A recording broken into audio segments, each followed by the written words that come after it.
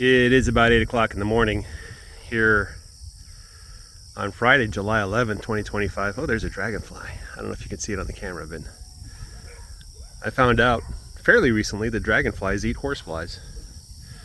So I'm glad to see those around. Anyway, it's a Friday morning here. It's about 78 degrees. There's a nice, gentle, cool breeze blowing from the south. It feels really nice.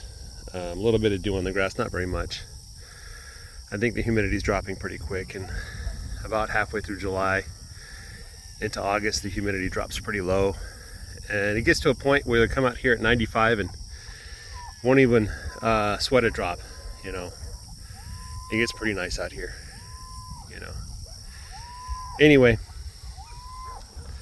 this is the last section. It's a little smaller than the average size of sections in this row. That's only because there's a little more grass here. Just a little experiment I did. Unfortunately, I come out here and all the animals were near the end of the row.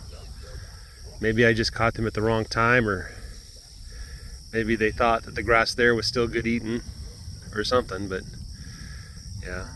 And last night we had a new calf. It's one of the black ones that doesn't have a tag. I think she's called Blues Calf. I'm not really sure. Never tagged her. So it is a cow that I want to keep due to her smaller frame, her good condition. But she did give me a white calf, which suggests that the sire was the Longhorn, which means the calf is not one that I really want to keep. I was hoping to get, quite a few half South Pole heifers this year, and then keeping them to breed in 2 years, and then in 3 years I'd be having 3/4 South Pole heifers, and 3 years after that I'd be getting 7/8 and so on. But due to the fact that the bull wasn't able to breed as many of the cows as I'd hoped when I'd hoped, I don't think I'm going to see that plan come to fruition in the time frame I had hoped. I just have to add 1 year to everything, which is fine. It just means I need to be a little more patient. I'm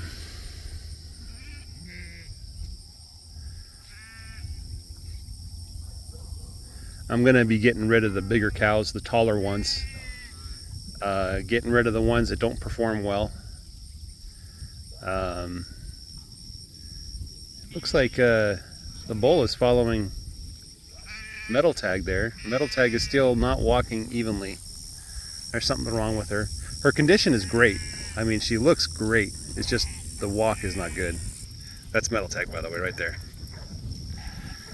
You can see the bull right behind her. Brownie might be a keeper. I think I might keep Brownie for another year.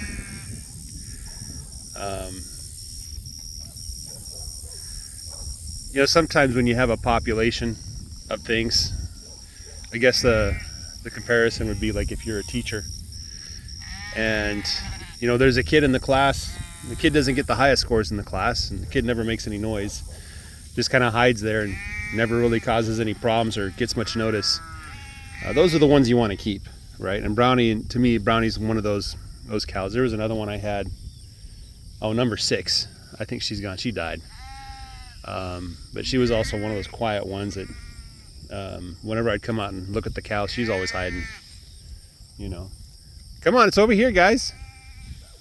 Anyway, I'm gonna take a look at what they've been doing. I wasn't really impressed that they ate much of the last section. I think they came down here, took a few bites, and then went back.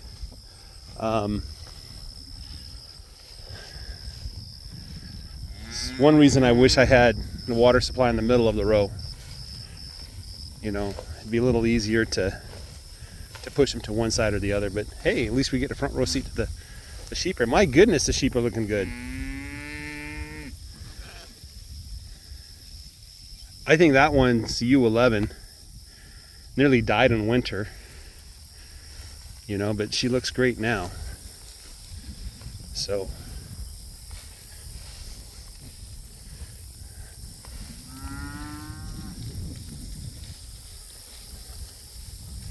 Maybe I'll see the one that's had that problem whip for so long.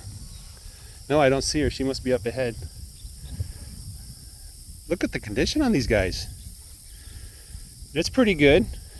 I'm not a complete failure. She's not as good as the other ones. I can see her ribs. I guess coming out of spring they should be fat, you know. Hey, it's 20. You want to say hi? No?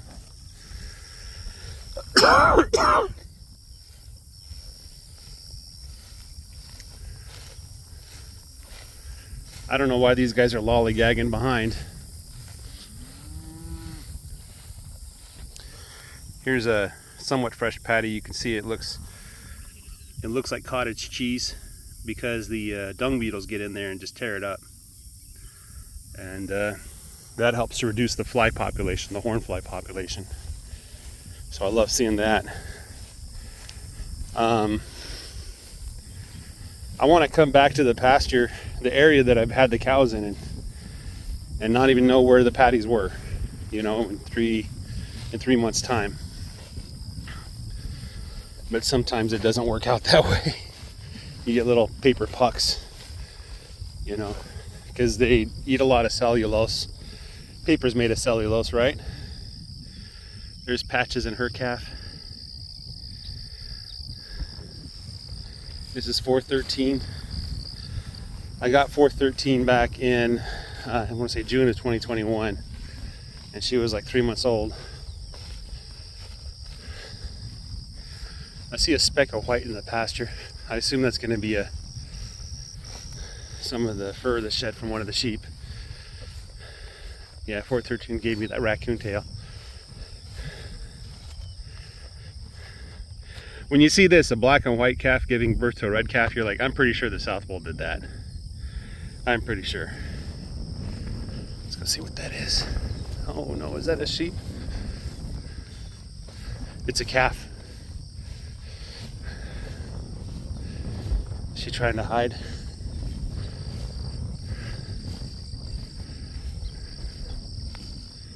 Yeah. Don't worry, I don't see you. You win it at hide and seek. I'm gonna chase these dogs off from the calf. Back off! Back! Back off! I bet you if I turn around, Mama will be looking right at me. Get back. So I'm gonna protect this calf for a minute. You guys have a great day. Take care and bye-bye.